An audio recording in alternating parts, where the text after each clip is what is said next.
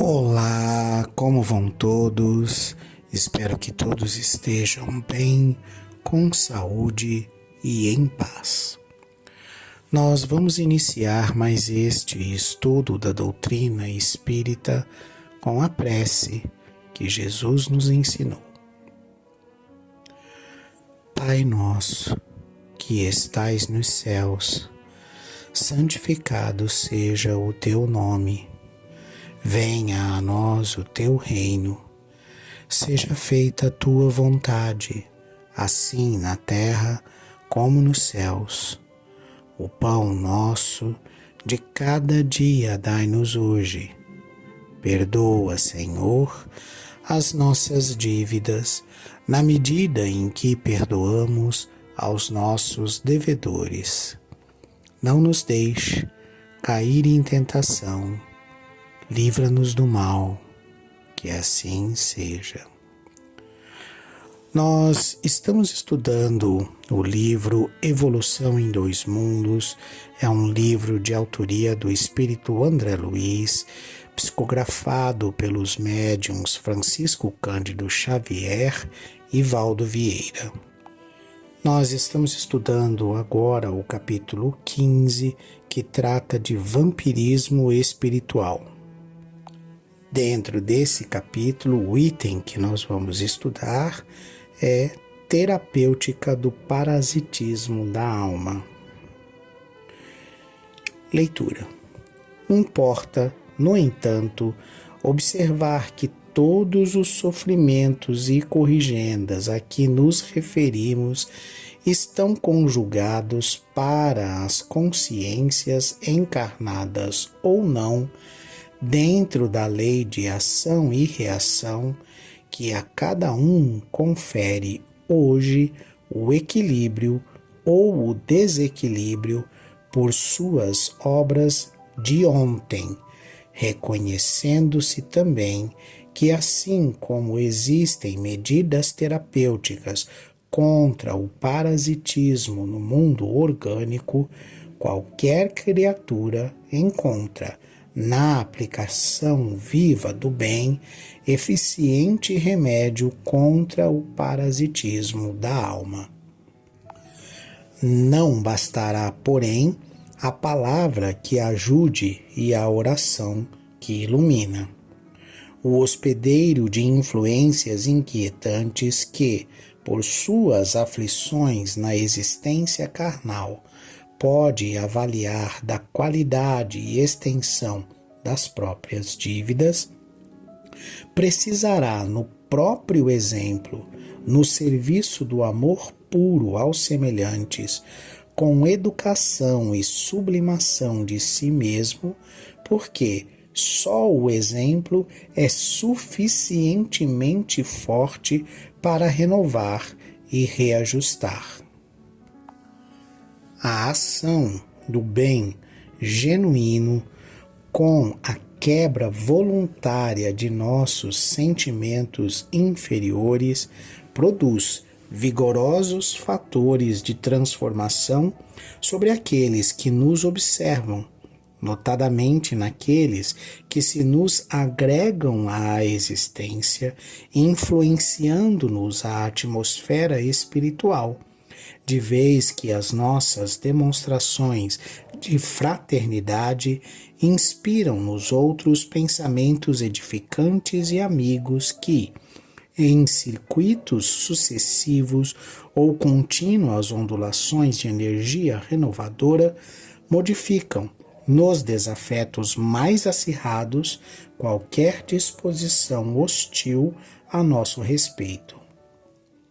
Ninguém necessita, portanto, aguardar reencarnações futuras, entretecidas de dor e lágrimas, em ligações expiatórias, para diligenciar a paz com os inimigos trazidos do pretérito, porque, pelo devotamento ao próximo e pela humildade realmente praticada e sentida, é possível valorizar nossa frase e santificar nossa prece, atraindo simpatias valiosas com intervenções providenciais em nosso favor. Igualmente se desarmam para o mal, é que, em nos reparando transfigurados para o melhor, os nossos adversários igualmente se desarmam para o mal, compreendendo por fim que só o bem será, perante Deus, o nosso caminho de liberdade e vida. Uberaba, 19 de março de 1958. Então, o que ele está querendo explicar aqui para nós? Bom, em todas as leituras anteriores aí nesse capítulo, a gente falou desse sistema de simbiose, desse sistema que um espírito, ele parasita, ele se alimenta, ele suga as energias de um outro espírito através dessa conexão, né, que ambos têm um com o outro em função de débitos do passado. Né? Essa conexão e essa influência, ela é tanto mais forte e poderosa quanto mais sintonia tiver entre aquele espírito que persegue e que suga as energias e aquele hospedeiro, porque é como o André Luiz classifica aqui, que está carregando esse espírito consigo por conta da sintonia de pensamentos entre os dois. A gente comentou sobre todos esses aspectos nos itens anteriores. E o que ele está querendo dizer? Como é que é a terapia para isso? Como é que a gente se cura desse parasita ou desse espírito que está ali sugando as nossas energias e afetando o nosso dia a dia? Não vai ser por uma expulsão, por um expurgamento, por algo que o faça ir para longe da maneira como a gente imagina que é, né? Não é uma força física de repulsão. Por quê? Porque quem está atraindo esse espírito é essa sintonia dos pensamentos. E como é que muda isso? Muda isso com um pensamento novo em nós, ou no espírito obsessor, que modifica essa conexão e a afasta e passa então a não ter mais a sintonia que tinha.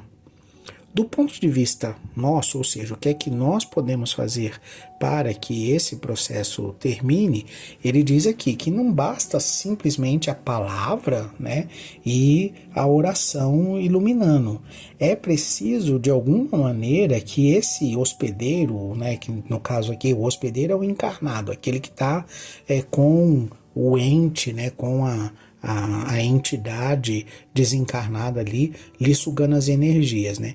Ele precisa atuar pelo próprio exemplo, mas não é só no serviço do amor. Esse amor precisa ser puro, esse amor precisa evoluir, sublimar, esse amor precisa ser sentido, ele não é só um faz de conta de que eu estou fazendo bem, né? A gente precisa, de uma maneira ou de outra, buscar essa sintonia com o bem, sentir esse prazer que é de fazer o bem ao outro, né? E isso mudará, vamos colocar assim, a nossa maneira de encarar o mundo, né?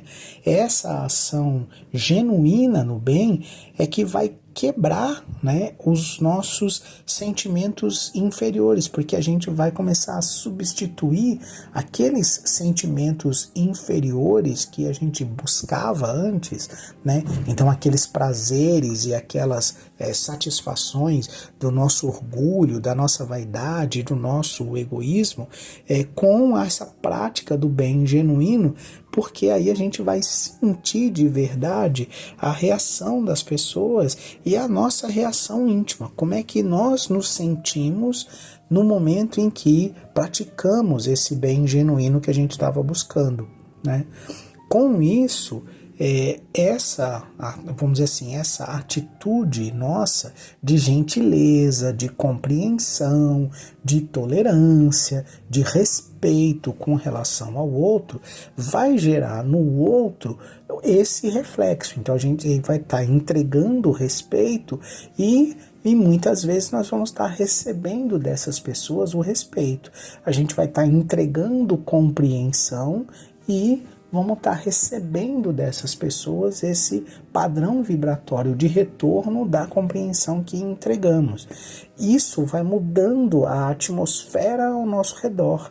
As pessoas que antes, ao nos observar, elas viam o egoísta, elas viam o orgulhoso, elas viam o vaidoso e, consequentemente, as ondas de pensamento delas a nosso respeito, elas eram nessa mesma frequência e sintonia, ou seja, a frequência e sintonia da crítica ao egoísta, da crítica ao orgulhoso, da crítica ao vaidoso, né?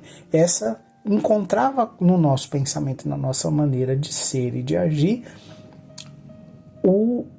a sintonia, e aquilo nos afetava e consequentemente fazia com que a gente tivesse sintonia com o espírito parasita ali que está sugando as nossas energias. Na medida em que a gente tem a ação no bem genuíno, na medida em que a gente está efetivamente tentando fazer para o outro sem esperar nada em troca, e mesmo assim recebe do outro esse padrão vibratório da gratidão, isso vai fazendo com que essa psicosfera ao nosso redor vá se diminuindo, né? Ela vá se dissipando, ela vá desaparecendo, e na medida em que mais e mais pessoas pensam o bem a nosso respeito, os nossos desafetos, eles vão, se continuarem como desafetos, vão perdendo a sintonia conosco, ou vão sendo influenciados por esses pensamentos ao nosso redor, já modificados pelo bem que a gente efetivamente fez, vão sendo influenciados. Muitas das vezes, esses que estão pensando bem a nosso respeito são pessoas queridas desses que estão nos perseguindo, desses que estão sugando as nossas energias.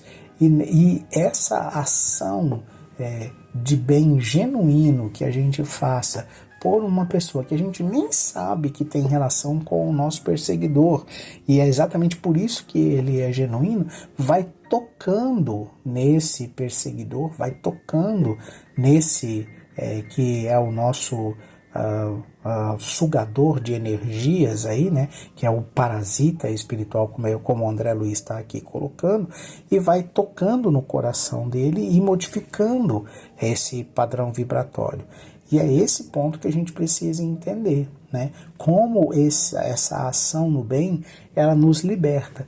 Ela nos liberta porque nós vamos nos deixando influenciar por isso, e vamos mudando a nossa maneira de pensar e agir, vamos exemplificando isso ao nosso redor, e as pessoas ao nosso redor vão pensando bem a nosso respeito, e consequentemente a psicosfera ao nosso redor vai se tornando melhor, e ao mesmo tempo tudo isso vai influenciando esse espírito que nos persegue e que quer o nosso mal, porque muitas dessas pessoas que estão ao nosso redor, ele considera, ele respeita, ele reconhece, ele percebe que a nossa intenção, ela é verdadeira quando ela realmente é verdadeira.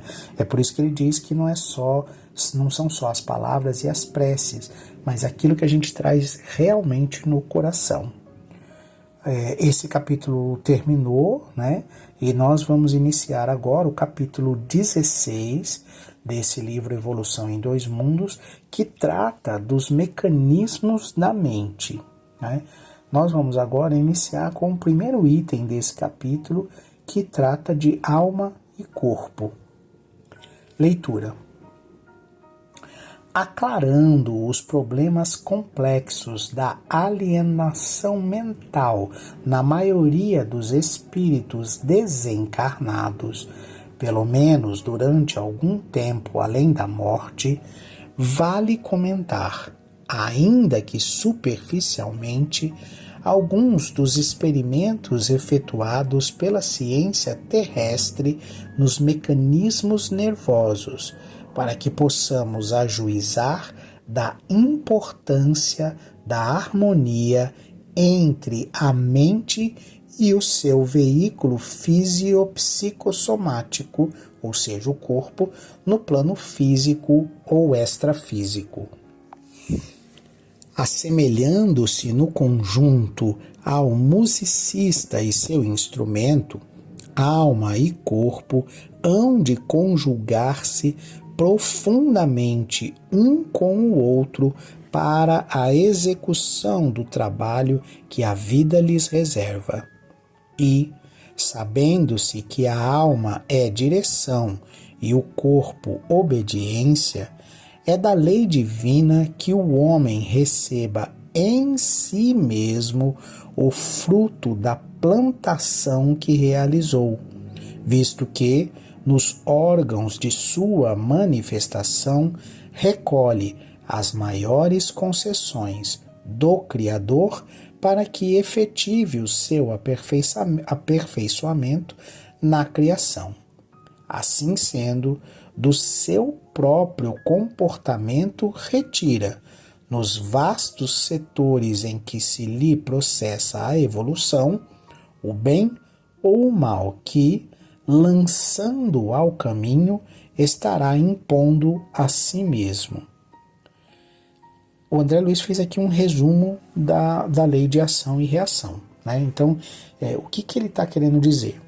Primeiro de tudo, que a alma e o corpo, eles vão se ajustar mutuamente de tal maneira que aquele corpo físico, ele só atende e só serve àquela alma encarnada.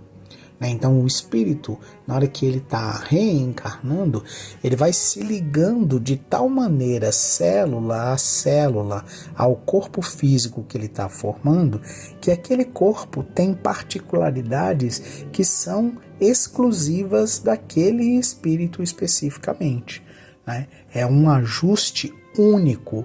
Um outro espírito encarnado, mesmo que ele seja gêmeo desse espírito, vai ter o corpo dele com as características de desenvolvimento e de construção específicas para o outro espírito.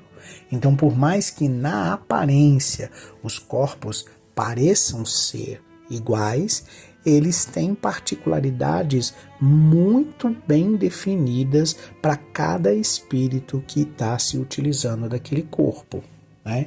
E como que funciona isso? Isso está diretamente relacionado às nossas ações do passado, como ele diz aqui, aquilo que a gente plantou, né? Então, em função daquilo que a gente plantou, seja de bem ou de mal, como o André Luiz mesmo coloca aqui no texto dele, nós vamos ter o corpo ajustado pela lei divina, de forma que a gente vai receber em nós mesmos, através do corpo físico, né, os ajustes necessários para a nossa ascensão moral. Então, todos os frutos que nós vamos colher, e entendam por frutos todas as dificuldades, todas as vicissitudes, todas as dores, todos os desgastes, todas as por exemplo, se você tem dificuldade para perder peso, se você tem dificuldade com o álcool, se você tem dificuldade de raciocínio, se você tem dificuldade de coração, ou de musculatura, ou de movimento, não importa qual é a dificuldade que o corpo físico expressa, ela nasce nessa plantação espiritual que a gente fez nas vidas anteriores, na forma como a gente utilizou esse corpo e tomou decisões nas vidas anteriores. Isso vai estar refletido na formação do nosso corpo atual, né? E aí nós vamos ser o criador do nosso corpo. Nesse momento de criação do nosso corpo, a gente vai efetivar, por assim dizer, o caminho que leva ao aperfeiçoamento de nós mesmos, né? É assim que funciona a lei divina. Então, se eu não tenho que ter um problema do coração, eu não vou ter ele. Se eu não tenho que ter um problema respiratório, eu não vou ter ele. Eu não vou ter a suscetível a esse problema. E mesmo que ele me atinja, eu vou ter uma consequência muito leve, muito suave, muito tranquila. A gente percebeu bem isso ali no momento da Covid, né? Existiam pessoas que o vírus entrava e saía, a pessoa nem via, nem percebia, nem notava que o vírus entrou e saiu e que ela teve Covid e foi curada. Enquanto que outras tinham complicações seríssimas, né? E iam acabar em UTI, né? E muitas até chegaram a desencarnar por conta disso. Por que é que um mesmo vírus, né, tem, vamos dizer assim, comportamentos tão diversos em corpos, aspas, semelhantes, por conta desse passado que muitas vezes a gente agravou nessa encarnação mesmo, né? Não nos corrigindo dessas tendências que a gente trouxe, né? Então a gente vai e tem lá uma dificuldade que a gente tem, ao invés de combater essa nossa dificuldade, essa nossa imperfeição, a gente deu vazão para ela.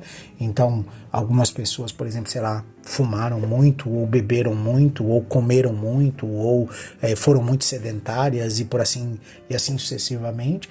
E em função desse comportamento nesta encarnação, agravaram condições, vamos dizer assim, hereditárias do ponto de vista do DNA, mas na verdade essa hereditariedade eu já trago ela enquanto espírito e sou eu que trago essa tendência. Eu, enquanto espírito, trago a tendência, desenvolvo isso na escolha dos alelos de DNA que eu estou fazendo, quando eu vou ali pegar parte do DNA da minha mãe, parte do DNA do meu pai, eu vou fazendo essas escolhas, como a gente viu nos capítulos anteriores, e aí a partir disso eu passo a constituir aquele gene que vai me dar a predisposição para essa ou para aquela dificuldade de saúde, e isso vai fazer com que eu passe de forma mais suave ou mais grave pela mesma situação que todo mundo está passando. Então, na verdade, eu sou fruto de mim mesmo, né? Fui eu, com as minhas decisões, com os meus acertos e erros nas encarnações anteriores, que constituí essa massa hereditária espiritual que faz as escolhas da minha massa hereditária material. E eu, então, tenho um espírito ajustado, ou que constrói um corpo psicossomático para si, ajustado às minhas próprias tendências e pensamentos espirituais, né? Então, aqui a natureza não tem culpa nenhuma. Quem bota a culpa na natureza, ela está só respeitando as leis divinas. A forma como você nasceu e as tendências com as quais você carrega, elas são frutos de você mesmo. Tenha certeza de que a cura para isso está na sua busca por lutar contra essas tendências que você tem. Eu me despeço de vocês com a prece que Jesus nos ensinou. Pai nosso, que estais nos céus, santificado seja o teu nome.